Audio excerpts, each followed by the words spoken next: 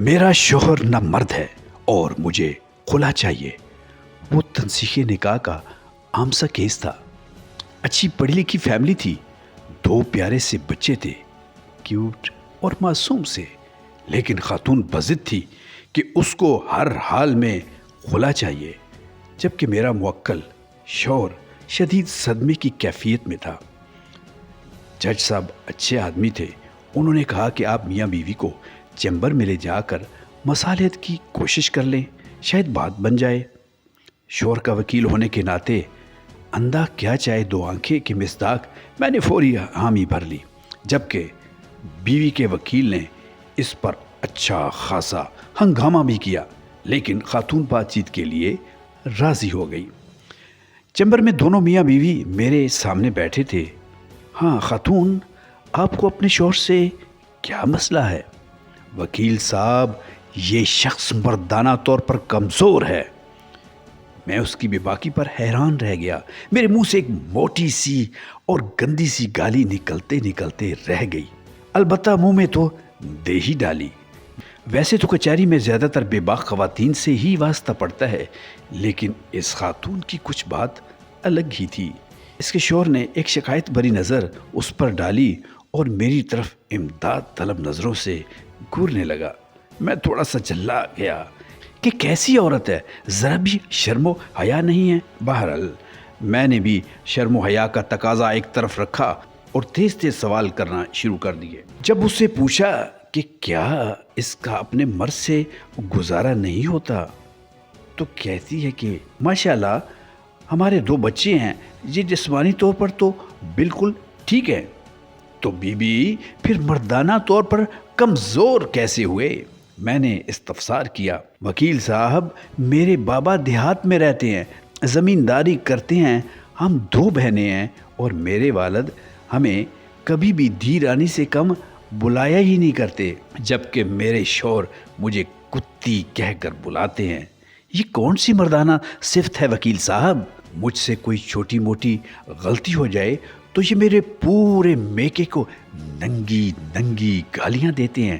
آپ ہی بتائیں جی، اس میں میرے مائکے کا کیا قصور ہے؟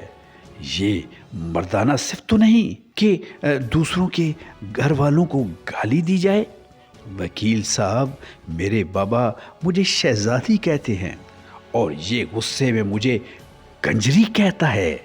وکیل صاحب، مرد تو وہ ہوتا ہے کہ جو کنجری کو بھی عزت دے اور اس کو کنجری نہ رہنے دے، اور یہ اپنی بیوی کو ہی کنجری کہہ کر پکارتا ہے۔ یہ کوئی مردانہ بات تو نہیں۔ وکیل صاحب، اب آپ ہی بتائیں کہ کیا یہ مردانہ طور پر کمزور نہیں ہے؟ میرا تو سر شرم سے جھک گیا۔ اس کا شوہر بھی آنکھیں پھاڑ پھاڑ کر اس کی طرف دیکھ رہا تھا اور کہنے لگا، اگر یہ مسئلہ تھا تو تم مجھے بتا سکتی تھی۔ مجھ پر اس قدر ذہنی ٹارچر کرنے کی کیا ضرورت تھی؟ شوہر منمنایا، آپ کو کیا لگتا ہے اب جب میری ماں بہن کے ساتھ ناجائز رشتے جوڑتے ہیں تو میں خوش ہوتی ہوں؟ مجھے ٹارچر نہیں ہوتا۔ اتنے سالوں سے آپ کا کیا گیا یہ ذہنی تشدد برداشت کر رہی ہوں، اس کا کوئی تو حساب دے گا۔ بیوی کا پارا کسی طور پر کم نہیں ہو رہا تھا۔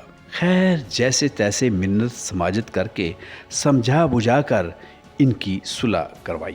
میرے موکل نے وعدہ کیا کہ وہ آئندہ اب کبھی اپنی بیوی کو گالی نہیں دے گا، اور پھر وہ دونوں چلے گئے۔ میں کافی دیر تک وہیں چیمبر میں سوچ بچار کرتا رہا کہ گالیاں تو میں نے بھی اس خاتون کو اس کے پہلے جواب پر دل ہی دل میں بہت دی تھیں، تو شاید میں بھی نہ مرد ہوں، اور شاید ہمارا معاشرہ نہ مردوں سے بھرا پڑا ہے۔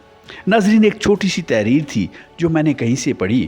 مجھے معلوم نہیں کہ یہ کس اچھے ہاتھوں نے یا کس اچھے ذہن نے تحریر کی ہے یا یہ کوئی حقیقی کہانی ہے، لیکن میں نے یہ ضروری سمجھا کہ یہ تحریر ان نامردوں کے لیے بہت ضروری ہے جو اپنے عزیز رشتوں کو یوں ذہنی ٹارچر دیتے ہیں، ان کو ننگی گالیاں دیتے ہیں۔ مجھے یقین ہے کہ اس تحریر کے بعد وہ نامرد اب مرد بن جائیں گے جو ایسی نامردی کا مظاہرہ کرتے ہیں۔ اپنا بہت سارا خیال رکھیے گا، ہمیں دعاؤں میں یاد رکھیے گا، ہمارا چینل سبسکرائب کیجیے گا۔